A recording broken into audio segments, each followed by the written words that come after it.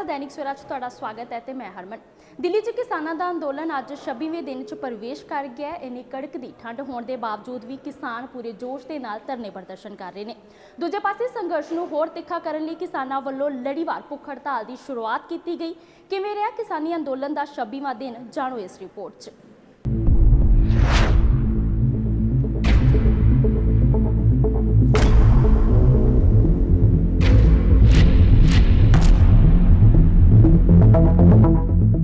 कुछ दिनों के वक्फे तो बाद केंद्र सरकार ने किसानों को चिट्ठी लिखी है ते बैठक करने का समा मंगिया। इस सब दे विच गलबात का काम कर रहे सुरजीत कुमार जियानी नाल दैनिक सवेरा ने जदों गलबात की तो उन्होंने दस्सिया कि सरकार हर गलबात लई तैयार है ते हुण किसानां ते है कि वह कदों बैठक का समा दिंदे ने। नाल ही सुरजीत कुमार जियानी ने कहा कि जेकर किसान प्रधानमंत्री नूं भी मिलना चाहुंदे ने तो समा लैके मिल सकते हैं। इस दे नाल ही जियानी ने कहा कि सरकार ने किसानां दीआं मंगां मन लैणीआं ने ते हुण फैसले वाल कदम वधाउणे चाहीदे ने। सरकार तो 24 घंटे रेडी रहिंदी है और सरकार ने कहता सी कि किसानां दी वार्तालाप वास्ते साडे बूहे खुले ने और जो देश के प्रधानमंत्री ने हाथ जोड़ के मिनती प्रार्थना भी की है। कदों चाहन किसान अगर मोदी साहब नूं मिलना चाहन तो लैन टाइम मोदी साहब नूं मिल लैन, मीटिंग का टाइम देन मीटिंग हो जानी है। ये जो कोई दौर है सरकार की किसी पासे किसानों के वास्ते कोई उगल नहीं है। हाँ चिट्ठी कटती, चिट्ठी कट के दस्या किसानों ने पूछा जो कदों चाहते हो मीटिंग बोलो, जो किसानों ने टाइम देना है मीटिंग रखी जानी है। जवाब आया हाले तक तैदा तुहाडे राही पता लग रहा है कि वो मीटिंग आप दी मीटिंग कर रहे हैं और मीटिंग करके फैसला लेके उन्होंने सरकार नूं WhatsApp ते आपदी चिट्ठी भेज देनी भी किहड़ी तारीख चाहते हैं, किहड़ा टाइम चाहते हैं, वो टाइम मीटिंग सरकार रख लूगी। किसानों ਨੂੰ ਇਹ ਵੀ ਖਦਸ਼ਾ ਪੈ ਰਿਹਾ ਕਿ ਜਿਹੜੀ ਚਿੱਠੀ ਆ ਉਹ ਕ੍ਰਿਸ਼ੀ ਸਚਿਵ ਵੱਲੋਂ ਭੇਜੀ ਗਈ ਹੈ। ਪਹਿਲਾਂ ਵੀ ਇੱਕ ਵਾਰੀ ਅਧਿਕਾਰੀਆਂ ਵੱਲੋਂ ਭੇਜੀ ਗਈ ਤੇ ਕਿਤੇ ਅਧਿਕਾਰੀਆਂ ਦੀ ਮੀਟਿੰਗ ਤਾਂ ਨਹੀਂ ਹੈ, ਇਹ ਮੰਤਰੀ ਹੋਣਗੇ ਕਿ ਨਹੀਂ ਹੋਣਗੇ? मंत्री पक्के होणगे, ਜਿਹੜੇ पहले मंत्री बैठते उन्ने ही मंत्री होणगे, उन्ने किसी किसान जथेबंदियां ये शंका करने की लोड़ नहीं है, उन्ने होणगे। और बस गल है कि मीटिंग जी है तुसीं आपां 12 दिन विच जो पे ने ਉਹਦਾ ਕਾਰਨ ਇਹ ਰਿਹਾ ਕਿ ਯੈਸ ਔਰ ਨੋ, ਯੈਸ ਨੋ ਜਦੋਂ ਜਿੱਥੇ ਹੋ ਜਾਂਦੀ ਹੈ ਤੇ ਮੀਟਿੰਗ ਦਾ ਮਹੱਤਵ ਨਹੀਂ ਰਹਿ ਜਾਂਦਾ। ਹੁਣ ਕਿਸਾਨ ਜਥੇਬੰਦੀਆਂ ਨੇ ਤਕੜਾ ਵੱਡਾ ਜੇਰਾ ਕਰਕੇ ਕਿਹਾ ਵੀ ਅਸੀਂ ਯੈਸ ਨੋ ਤੋਂ ਅੱਗੇ ਵਧਾਂਗੇ। ਸਰਕਾਰ ਨੇ ਸੱਦਾ ਪੱਤਰ ਭੇਜਿਆ ਔਰ ਟਾਈਮ ਇਹ ਦੇਣ ਤੇ ਮੀਟਿੰਗ ਹੋ ਜਾਣੀ ਹੈ, ਇਹਦੇ 'ਚ ਕੋਈ ਦੋਰਾ ਹੀ ਨਹੀਂ। ਹਾਲਾਂਕਿ ਸਾਰੀ ਜਥੇਬੰਦੀਆਂ ਨਹੀਂ ਕਹਿ ਰਹੀਆਂ, ਕੁਝ ਹਾਲੇ ਵੀ ਅੜੇ ਹੋਏ ਨੇ, ਕੁਝ ਜਿਹੜੇ ਸੌਫਟ ਹੋਏ ਨੇ, ਬਾਕੀ ਅੜੇ ਹੋਏ ਨੇ। ਤਾਂ ਕਿੱਦਾਂ ਗੱਲ ਵਧੇਗੀ ਫਿਰ ਅੱਗੇ? ਅੜੇ ਉਹ ਮੈਂ ਉਹਦਾ ਬਾਰੇ ਕੁਝ ਨਹੀਂ ਕਹਿ ਸਕਦਾ। ਉਹ ਤਾਂ 32-35 ਜਥੇਬੰਦੀਆਂ ਨੇ, ਉਹਨਾਂ ਨੇ ਫੈਸਲਾ ਲੈਣਾ। ਉਹਨਾਂ 'ਚ ਕੌਣ ਅੜਿਆ कौन नहीं अड़िया वो तो मीटिंग के विच फैसला करके उन्होंने देना है। मेरा कोई कहने की गल भी नहीं है कोई। हुण मेरी जथेबंदियां तुहाडे राही प्रार्थना है कि मौसम भी खराब है, ठंड भी है, बीमारी भी है, जिन्ने भी बुजुर्ग मातावां भैणां बच्चे जो भी आए ने सारिਆਂ ਨੂੰ वापस भेजण की अपील करन। और जथेबंदियां दे 30-40 बंदे जिहड़े है वो इत्थे भावें रह जाण, वो भावें भुख हड़ताल ते 10-10 बंदे रूटीन ते बैठे रहण, सरकार नाल गल करदे रहण। और सरकार ने किसान की गल मन लेनी है। और जिस वास्ते असीं इत्थे इकट्ठे होकर आए हाँ, जिस हिसाब नाल असीं धरना जुलूस करते हैं, वह पर्पज हल हो गया, वो चीज़ तो हो गई है। वो सरकार दे समझ आ गई भी किसानों की समस्या किसान इकट्ठे ने, तो बार बार इस चीज़ को दिखाने की लोड़ नहीं होंदी। तो मेरी प्रार्थना है कि जिन्ने भी बुजुर्ग आए ने, मातावां भैणां जिन्ने लोग आए ने, अपने सब जथेबंदियां नूं प्रार्थना कर आप अपने घरां तो जाण ते नाल ही किसान हित की गल करन, किसान का भला करन।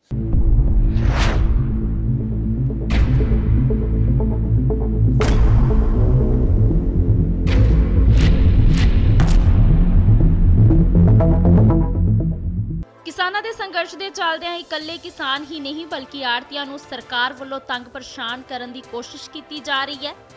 जिथे किसान दिल्ली विच धरना लगा के बैठे ने, उत्थे ही आड़तियां दे घरां विच इनकम टैक्स दी रेड कीती जा रही है, जिस नूं लैके आड़ती भाईचारे वल्लों एक मीटिंग कीती गई, जिस विच उन्हां सरकार वल्लों वरते जा रहे हथकंडिਆਂ बारे दस्सिया ਅਤੇ ਇਸ ਦੇ ਵਿਰੋਧ ਵਜੋਂ ਮੰਡੀਆਂ ਬੰਦ ਕਰਨ ਦਾ ਐਲਾਨ ਕਰ ਦਿੱਤਾ ਹੈ।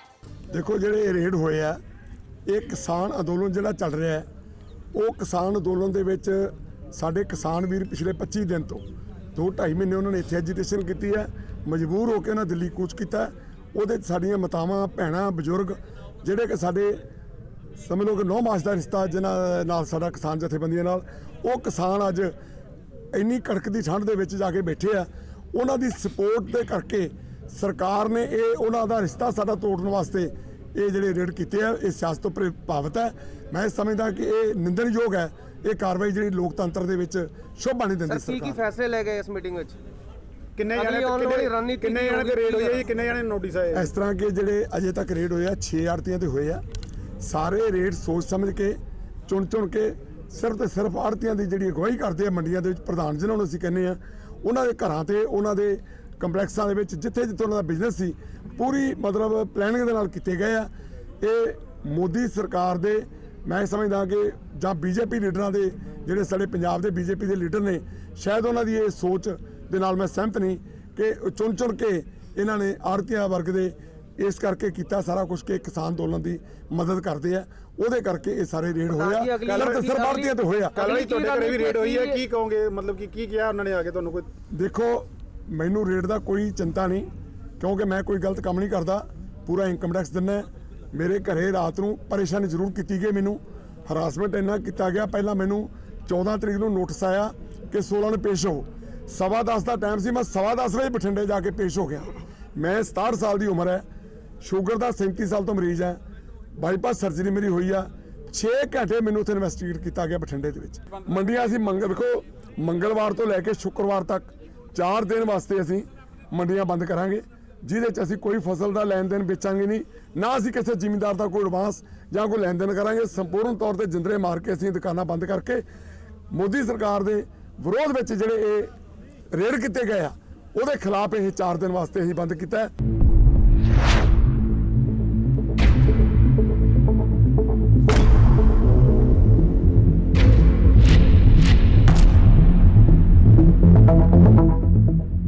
ਖੇਤੀ ਕਾਨੂੰਨਾਂ ਦੇ ਖਿਲਾਫ ਦਿੱਲੀ ਦੇ ਬਾਰਡਰਾਂ ਉੱਪਰ ਕਿਸਾਨ ਪ੍ਰਦਰਸ਼ਨ ਕਰ ਰਹੇ ਨੇ। ਕੇਂਦਰ ਦੀ ਸਰਕਾਰ ਵੱਲੋਂ ਪਹਿਲਾਂ ਹੀ ਕਿਸਾਨਾਂ ਦੀਆਂ ਗੱਲਾਂ ਨਾ ਮੰਨ ਕੇ ਉਹਨਾਂ ਦੀਆਂ ਪਰੇਸ਼ਾਨੀਆਂ ਵਧਾਈਆਂ ਹਨ, ਪਰ ਉੱਥੇ ਹੀ ਹੁਣ ਪੰਜਾਬ ਦੇ ਵਪਾਰੀਆਂ ਅਤੇ ਆੜ੍ਹਤੀਆਂ ਨੂੰ ਵੀ ਸਰਕਾਰ ਵੱਲੋਂ ਤੰਗ ਪਰੇਸ਼ਾਨ ਕਰਨਾ ਸ਼ੁਰੂ ਕਰ ਦਿੱਤਾ ਗਿਆ। ਆਏ ਦਿਨ ਉਹਨਾਂ ਦੇ ਘਰਾਂ ਤੇ ਫੈਕਟਰੀਆਂ ਵਿੱਚ ਰੇਡਾਂ ਕੀਤੀਆਂ ਜਾ ਰਹੀਆਂ ਨੇ, ਜਿਸ ਉੱਪਰ ਆਮ ਆਦਮੀ ਪਾਰਟੀ ਦੇ ਬੁਲਾਰੇ ਰਾਘਵ ਚੱਡਾ ਨੇ ਪੰਜਾਬ ਦੇ ਮੁੱਖ ਮੰਤਰੀ ਕੈਪਟਨ ਅਮਰਿੰਦਰ ਸਿੰਘ ਨੂੰ ਸਵਾਲਾਂ ਦੇ ਘੇਰੇ ਵਿੱਚ ਲਿਆ। ਰਾਘਵ ਦਾ ਕਹਿਣਾ ਹੈ ਕਿ ਅਮਿਤ ਸ਼ਾਹ ਨਾਲ ਮੀਟਿੰਗ ਤੋਂ ਬਾਅਦ ਕੈਪਟਨ ਅਮਰਿੰਦਰ ਸਿੰਘ ਨੇ ਸਮਝੌਤਾ ਕਰ ਲਿਆ ਤੇ ਹੁਣ ਮੁੱਖ ਮੰਤਰੀ ਕੇਂਦਰ ਦੇ ਇਸ਼ਾਰੇ ਉੱਪਰ ਸਭ ਕੁਝ ਕਰ ਰਹੇ ਨੇ। बेरहम मोदी सरकार देश के किसान को प्रताड़ित करने के बाद अब पंजाब के व्यापारियों को परेशान करने पे तुली है। हमारे पंजाब के व्यापारियों पर, बिजनेसमैन पर, ट्रेडर्स पर अब इनकम टैक्स की रेडों की बौछार मोदी सरकार ने लगा दी है।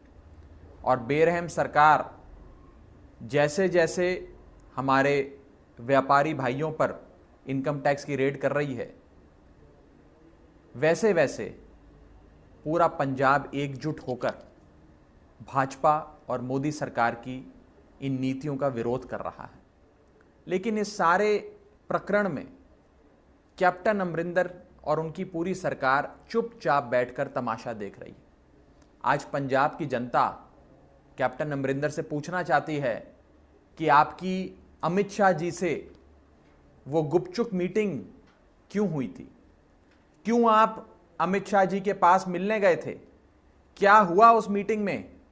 आज पंजाब की जनता ये जानना चाहती है कि कहीं आपने अमित शाह जी से मिलकर अपने बेटे और अपने परिवार के इनकम टैक्स केसेस को रफा दफा कराने, अपने बच्चों को, अपने परिवार को इनकम टैक्स से पिंड छुड़ाने के लिए ये सब तो कर लिया, उनसे बैठकें भी कर ली, लेकिन पंजाब के व्यापारी को, पंजाब के बिजनेसमैन को इनकम टैक्स की ओर धकेल दिया। और आज जब पंजाब के व्यापारियों पर इनकम टैक्स की रेडों की बौछार हो रही है, तब आप और आपकी सरकार चुप करके तमाशा देख रही है।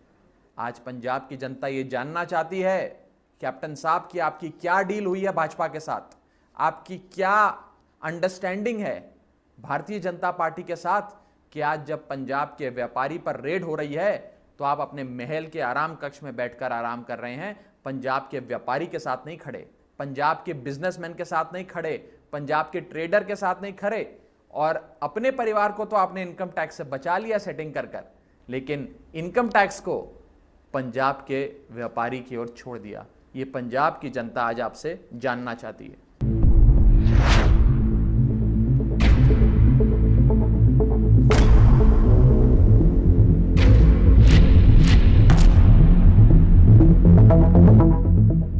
ਕਿਸਾਨਾਂ ਦੀ ਇੱਕ ਹੀ ਮੰਗ ਹੈ ਕਿ ਖੇਤੀ ਕਾਨੂੰਨਾਂ ਨੂੰ ਰੱਦ ਕੀਤਾ ਜਾਵੇ, ਪਰ ਕੇਂਦਰ ਦੀ ਸਰਕਾਰ ਵੱਲੋਂ ਇਸ ਤੋਂ ਮਨਾ ਕੀਤਾ ਜਾ ਰਿਹਾ ਹੈ, ਜਿਸ ਦੇ ਚੱਲਦੇ ਕਈ ਦਿਨਾਂ ਤੋਂ ਕਿਸਾਨ ਭੁੱਖ ਹੜਤਾਲ ਤੇ ਬੈਠੇ ਹੋਏ ਨੇ।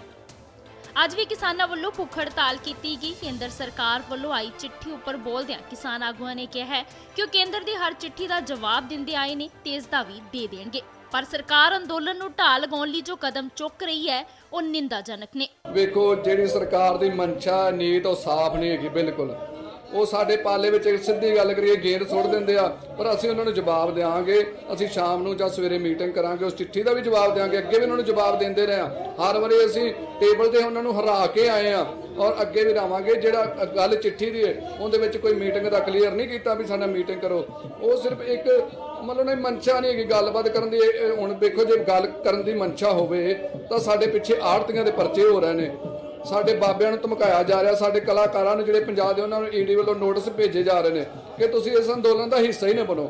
ਸਰਕਾਰ ਵੇਖੋ ਕਿੰਨੀ ਬੈਡ ਦਿਮਾਗ ਉਹਨਾਂ ਦਾ ਕੰਮ ਕਰ ਰਿਹਾ ਕਿ ਅੰਦੋਲਨਾਂ ਨੂੰ ਐਵੇਂ ਦਬਾਇਆ ਜਾ ਰਿਹਾ, ਪਰ ਇਹ ਭੁੱਲ ਜਾਣ ਕਿ ਇਸ ਅੰਦੋਲਨ ਨੂੰ ਐਵੇਂ ਉਹ ਦਬਾ ਲੈਣਗੇ। ਨਾ ਪੰਜਾਬੀ ਡਰਨ ਵਾਲੇ ਆ, ਨਾ ਕਦੇ ਇਹ ਅੱਗੇ ਡਰਨਗੇ, ਪਰ ਸ਼ਾਂਤਮਈ ਤਰੀਕੇ ਨਾਲ। ਮੈਂ ਸਾਰੇ ਪੰਜਾਬ ਦੇ ਨੌਜਵਾਨ ਵੀਰਾਂ ਨੂੰ ਵੀ, ਆਪਣੀਆਂ 30 ਜਥੇਬੰਦੀਆਂ ਵੱਲੋਂ ਵੀ ਇਹ ਬੜੀ ਉਹਨਾਂ ਦੀ ਨਿਮਰਤਾ ਸਹਿਤ ਬੇਨਤੀ ਕਰਦਾ ਔਰ ਵਧਾਈ ਦੇਣਾ ਕਿ ਤੁਸੀਂ ਬਹੁਤ ਸ਼ਾਂਤੀ ਨਾਲ ਸਾਡੇ ਨਾਲ ਅੰਦੋਲਨ 'ਚ ਆ ਰਹੇ ਹੋ। ਇਸ ਲਈ ਉਹਨਾਂ ਦਾ ਵੀ ਵਿਸ਼ੇਸ਼ ਧੰਨਵਾਦ ਹੈ ਜੀ। ਪਹਿਲਾ ਗੱਲ ਤਾਂ ਮਾਨਯੋਗ ਸੁਪਰੀਮ ਕੋਰਟ ਬੜੀ ਲੇਟ ਆਈ ਹੈ ਜੀ।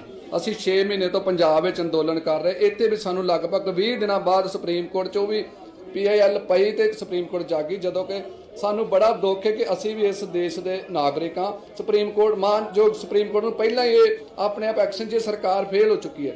ਦੇਖੋ, PL ਪਵਾਈ ਵੀ ਸਰਕਾਰ ਨੇ ਆ। ਅਸੀਂ ਕਿਸਾਨ ਨਾਲ ਸੁਪਰੀਮ ਕੋਰਟ 'ਚ ਜਾਣ ਦੇ ਹੱਕ ਵਿੱਚ ਅੱਜ ਆ, ਨਾ ਕੱਲ ਅਸੀਂ ਨਾ ਜਾਵਾਂਗੇ, ਪਰ ਜੇ ਸਾਨੂੰ ਡਿਫੈਂਸ ਕਰਨਾ ਪਿਆ ਅਸੀਂ ਉਸ ਲਈ ਵੀ ਤਿਆਰ ਆ। ਦੂਜੀ ਗੱਲ, ਪ੍ਰਧਾਨ ਮੰਤਰੀ ਤੁਸੀਂ ਕੀਤੀ ਹੈ, ਕਿਸਾਨਾਂ ਦੀ ਗੱਲ ਕੀਤੀ ਆ।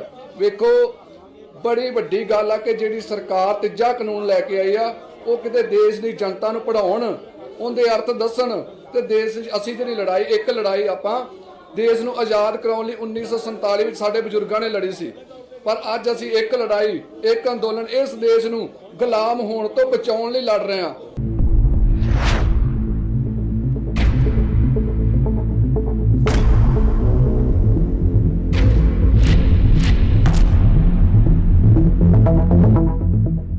ਕਿਸਾਨ ਮਜ਼ਦੂਰ ਸੰਘਰਸ਼ ਕਮੇਟੀ ਦੇ ਸੂਬਾ ਜਨਰਲ ਸਕੱਤਰ ਸਰਵਣ ਸਿੰਘ ਪੰਧੇਰ ਨੇ ਨਵੇਂ ਬਣੇ ਖੇਤੀ ਕਾਨੂੰਨਾਂ ਬਾਰੇ ਬਿਆਨ ਦਿੰਦੇ ਕਿਹਾ ਕਿ ਕੇਂਦਰ ਸਰਕਾਰ ਦੀ ਨੀਅਤ ਤੇ ਨੀਤੀ ਦੋਨਾਂ ਵਿੱਚ ਖੋਟ ਹੈ। ਸਰਵਣ ਸਿੰਘ ਪੰਧੇਰ ਨੇ ਕਿਹਾ ਕਿ ਜੇਕਰ ਪ੍ਰਧਾਨ ਮੰਤਰੀ ਨਰਿੰਦਰ ਮੋਦੀ ਖੁਦ ਆ ਕੇ ਕਿਸਾਨਾਂ ਨਾਲ ਮੀਟਿੰਗ ਕਰਨਗੇ ਤਾਂ ਹੀ ਸਿੱਟਾ ਨਿਕਲੇਗਾ। ਉਹਨਾਂ ਕਿਹਾ ਕਿ ਸਰਕਾਰ ਸਿਰਫ ਗੱਲਾਂ ਤੋਂ ਹੀ ਸੀਰੀਅਸ ਹੈ, ਜਦਕਿ ਉਹਦਾ ਸਰਕਾਰ ਸੀਰੀਅਸ ਨਜ਼ਰ ਨਹੀਂ ਆ ਰਹੀ। ਜੇ ਗ੍ਰਹਿ ਮੰਤਰੀ ਨਾਲ ਮੀਟਿੰਗ ਫੇਲ ਹੋ ਚੁੱਕੀ ਆ, ਗ੍ਰਹਿ ਮੰਤਰੀ ਜੀ ਕਹਿ ਚੁੱਕੇ ਆ ਵੀ ਸਾਡੀ ਅਣਖ ਦਾ ਸਵਾਲ ਆ, ਸਾਡੀ ਇੱਜ਼ਤ ਦਾ ਸਵਾਲ ਆ, ਕਾਨੂੰਨ ਵਾਪਸ ਨਹੀਂ ਲੈ ਸਕਦੇ, ਤਾਂ ਫਿਰ ਉਹਦੇ ਤੋਂ ਥੱਲੇ ਜੇ ਕੋਈ ਮੰਤਰੀ ਬਹਿੰਦੇ ਨੇ ਤੇ ਉਹਦਾ ਸਿੱਟਾ ਕੀ ਨਿਕਲੂਗਾ। ਜੇ ਚਿੱਠੀ ਤੁਸੀਂ ਲਿਖਿਆ ਹੁੰਦਾ ਵੀ ਪ੍ਰਧਾਨ ਮੰਤਰੀ ਜੀ ਮੀਟਿੰਗ ਕਰਨਗੇ ਤੇ ਸਾਰੀਆਂ ਦੇਸ਼ ਦੀਆਂ ਜਥੇਬੰਦੀਆਂ ਨੂੰ ਸੱਦਣਗੇ ਤੇ ਫਿਰ ਸਾਨੂੰ ਵਿਚਾਰ ਕਰਨਾ ਸੌਖਾ ਹੋ ਜਾਊਗਾ। ਸੋ ਇਸ ਕਰਕੇ ਸਿਰਫ ਸ਼ਬਦੀ ਪ੍ਰਗਟਾਵੇ ਨੇ ਸਰਕਾਰ ਦੇ ਵੀ ਸੀਰੀਅਸ ਆ, ਉਵੇਂ ਸਰਕਾਰ ਸੀਰੀਅਸ ਨਹੀਂ ਹੈਗੀ। ਜੋ ਕੇਂਦਰ ਦਾ ਰੁਖ ਤੇ ਰਵੱਈਆ ਵਾ ਉਹਦੇ ਮੁਤਾਬਕ ਇਹ ਅੰਦੋਲਨ ਲੰਬਾ ਚੱਲੂਗਾ। ਅਸੀਂ ਰਣਨੀਤੀ ਇਹੀ ਬਣਾ ਰਹੇ ਹਾਂ ਵੀ ਲੋਕਾਂ ਨੂੰ ਲੰਬੇ ਅੰਦੋਲਨ ਵਾਸਤੇ ਤਿਆਰ ਕਰੀਏ। ਲੋਕ ਸਾਡੇ ਤਿਆਰ ਵੀ ਆ ਔਰ ਇਸੇ ਤਰੀਕੇ ਨਾਲ ਜੰਮ ਕੇ ਬੈਠੇ ਰਹੀਏ ਤੇ ਪੰਜਾਬ ਦੇ ਪਿੰਡਾਂ ਵਿੱਚ ਫੰਡ ਲਗਾਤਾਰ ਇਕੱਠੇ ਹੋਣ, ਕਿਉਂਕਿ ਲੰਮੀ ਲੜਾਈ ਆ। ਸਰਕਾਰ ਲੰਮਾ ਸਾਡਾ ਸਬਰ ਪਰਖਣਾ ਚਾਹੁੰਦੀ ਆ। 25 ਨੂੰ ਗੁਰਦਾਸਪੁਰ ਤੇ ਪੰਜਾਬ ਦੇ ਹੋਰਨਾਂ ਹਿੱਸਿਆਂ ਤੋਂ ਕਿਸਾਨ ਮਜ਼ਦੂਰ ਸੰਘਰਸ਼ ਕਮੇਟੀ ਪੰਜਾਬ ਦਾ ਹਜ਼ਾਰਾਂ ਟਰੈਕਟਰ ਟਰਾਲੀਆਂ ਦਾ ਜੱਥਾ ਦਿੱਲੀ ਵਾਲੇ ਪਾਸੇ ਨੂੰ ਕੂਚ ਕਰੂਗਾ ਤੇ ਇਹ ਅੰਦੋਲਨ ਨੂੰ ਆਪਣੀਆਂ ਮੰਗਾਂ ਮਨਾਉਣ ਤੱਕ ਇਸੇ ਤਰ੍ਹਾਂ ਜਾਰੀ ਰੱਖਾਂਗੇ।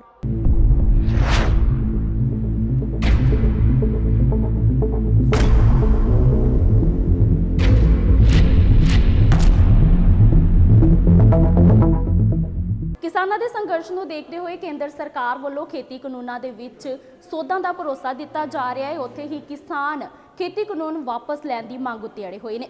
ਫਿਲਹਾਲ ਕਿਸਾਨ ਖੇਤੀ ਕਾਨੂੰਨਾਂ ਦੇ ਵਿੱਚ ਸੋਧਾਂ ਲਈ ਮੰਨਦੇ ਨੇ ਜਾਂ ਫਿਰ ਕੇਂਦਰ ਸਰਕਾਰ ਖੇਤੀ ਕਾਨੂੰਨ ਵਾਪਸ ਲੈਂਦੀ ਹੈ। ਜਾਣਨ ਲਈ ਜੁੜੇ ਰਹੋ ਦੈਨਿਕ ਸਵੇਰਾ ਟੀਵੀ ਦੇ ਨਾਲ।